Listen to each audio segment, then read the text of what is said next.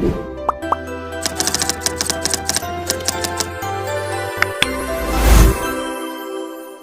with the bands. Pose with the pose with the pose with the bands.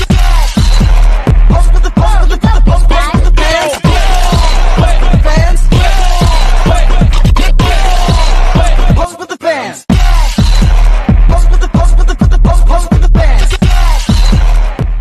Assalamualaikum warahmatullahi wabarakatuh. Nama saya Ahmad Saiful Anam, NIM 31.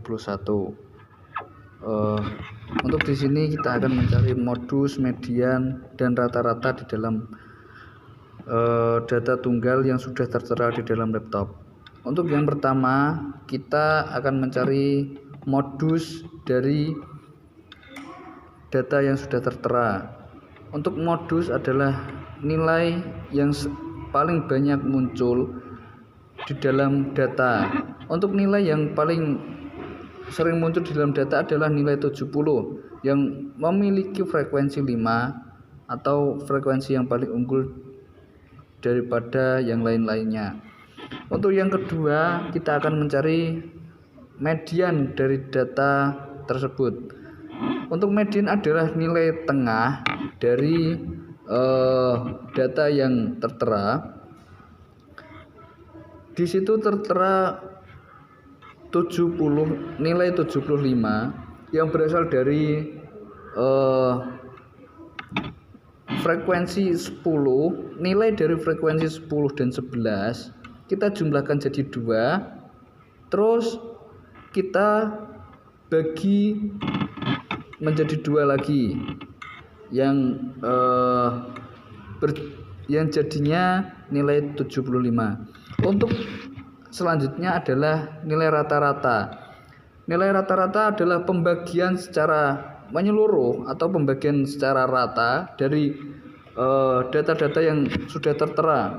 Di situ terdapat jumlah dari nilai ada 1439. Kita bagi dengan jumlah frekuensi yang ada. Jadi 1439 kita bagi 20. Untuk jumlah nilai rata-rata seperti yang tertera di dalam laptop ada 71,95. Sekian, terima kasih. Untuk selanjutnya adalah nilai data bergolong. Perkenalkan, nama saya Muflikatul Fauziah, NIM 3, yang akan menjelaskan data bergolong yang berisi rata-rata, median, dan modus. Rata-rata yaitu nilai keseluruhan dibagi nilai frekuensi, yaitu 1560 dibagi 20 sama dengan 78. Jadi untuk rata-ratanya itu 78. Nah, sekarang untuk median. Kalau kita mencari median, itu harus menentukan B-nya terlebih dahulu, yaitu 78 ditambah 79 dibagi 2 yang hasilnya 78,5. Untuk luasnya itu kita mencari dari 49 sampai 58 yang jumlahnya itu ada 10. Nah, kalau N-nya jumlah datanya itu pastinya 20. Terus untuk frekuensi sebelum frekuensi kelas mediannya itu adalah 8 dikurangi 3 yang hasilnya 5. Dan untuk frekuensi kelas mediannya itu tentunya 8. Jadi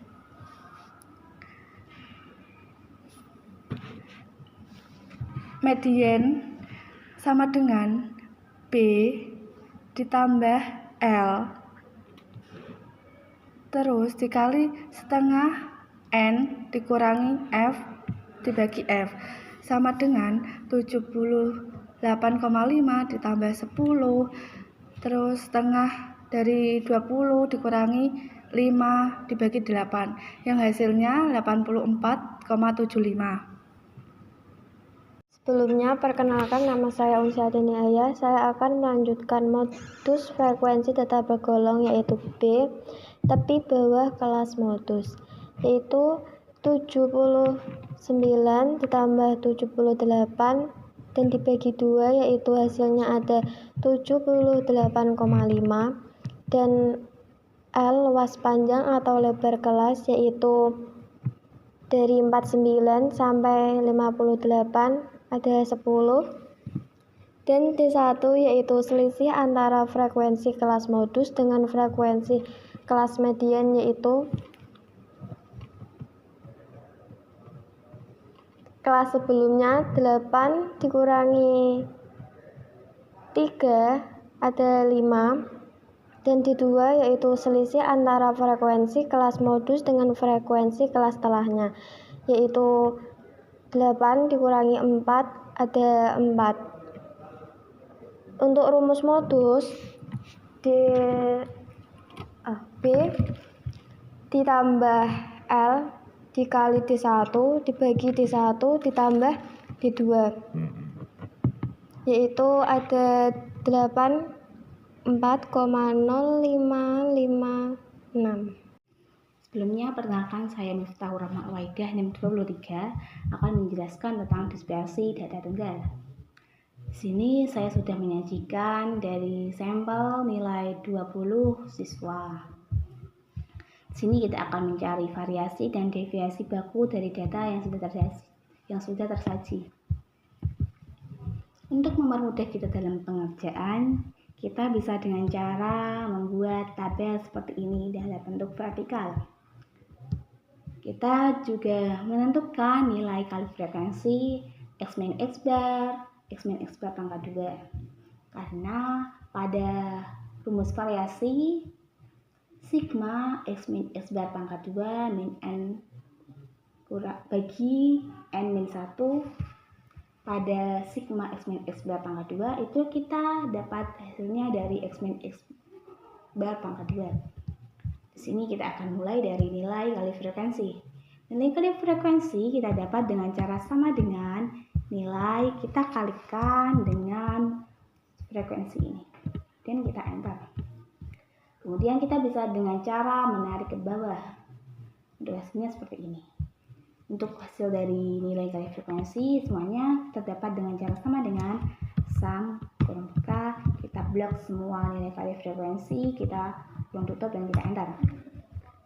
Kemudian kita bisa menentukan rata-rata.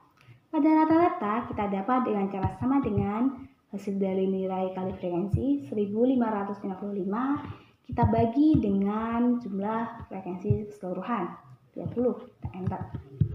Kemudian kita dapat X min X bar dengan cara sama dengan nilai X kita kurang dengan rata-rata, kita tulis manual 77,75 dan kita enter. Itu ini sama dengan nilai X kita kurang 77,75, kita enter. Sama dengan sama dengan nilai 73 kita kurang dengan 77,75, kita enter. Sama dengan 84 kita kurang dengan 77,75, kita enter. Sama dengan nilai kita kurang dengan 77,75, enter. Sama dengan nilai 100 kita kurang 77,75, kita enter. Kemudian X min X bar pangkat 2 kita dapat dengan cara sama dengan hasil dari ini X min X bar sama dengan X min X bar pangkat 2 kita pangkatkan dengan 2, kita enter. Ini bisa kita langsung tarik saja ke bawah. maaf untuk ini. Kemudian untuk dapat hasil dari X min X pangkat 2 seperti tadi, kita bisa gunakan dengan sama dengan sum kurang K, kita tarik semuanya, kemudian kurung tutup, kita enter. Selanjutnya kita bisa mencari variasi. Ada variasi sama dengan ini, hasil dari X min X pangkat 2 kita bagi dengan N-1.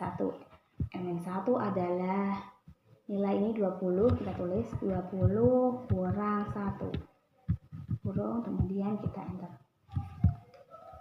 Selanjutnya pada deviasi baku ini dengan cara sama dengan SQRT, kita kurung hasil dari variasi, kita dikurung dan kita enter. Jadi seperti itu kita cara menentukan dispersi dari tunggal, dari variasi dan deviasi baku. Bismillahirrahmanirrahim. Sebelumnya nama saya Rendika Amarta Ardani, NIM 11. Kali ini lanjut dispersi pada distribusi data bergolong pada data yang ditetapkan sebagai sampel. Hampir mirip dengan data tunggal yang telah dibahas, hanya saja di data bergolong kita menggunakan nilai tengahnya. Cara mencari nilai tengah yaitu kalau di sampel ini 143 ditambah 147 dibagi 2, nanti hasilnya taruh pada kolom nilai tengah. Begitu juga nanti ke bawah. Kemudian frekuensi yaitu kalau di sampel banyak siswa, tinggal salin ke sini saja. Nilai X selanjutnya, kolom selanjutnya nilai X frekuensi itu untuk mencari rata-rata. Cari rata-ratanya yaitu nilai tengah dikalikan frekuensi. Selanjutnya jumlah perkalian hasil tadi dijumlahkan semua dibagi dengan jumlah frekuensi. Kalau di sini 40. Ini. Kemudian hasilnya adalah rata-rata. Kemudian pada kolom lanjut kepada kolom selanjutnya yaitu nilai tengah dikurangi rata-rata. Ini nilai tengah tadi dikurangi rata-rata, hasilnya berapa, masukkan. Begitu juga seterusnya. Lanjut pada kolom selanjutnya. Selanjutnya adalah hasil pangkat 2 dari sebelumnya. Ini tadi hasil dipangkatkan 2, nanti semuanya dijumlah, hasilnya di bawah sini. Dan ini yang di bawah ini adalah penjumlahan dari keseluruhan. Hasilnya ini adalah pembilang atas dari rumus yang tertera di atas. Kemudian lanjut ke variasi. Variasi yaitu hasil tadi dibagi dengan N-1. N itu apa? N adalah jumlah frekuensi. Jumlah frekuensi dikurangi 1. Di hasilnya sekian. Kemudian lanjut pada deviasi baku dari data. Nah, ini akar dari hasil variasi ini tadi. Dan ini hasilnya. Terima kasih, selamat belajar. Kenalkan, nama saya Putri Wahyuningsih, NIM 14 dari kelas A4 PKI.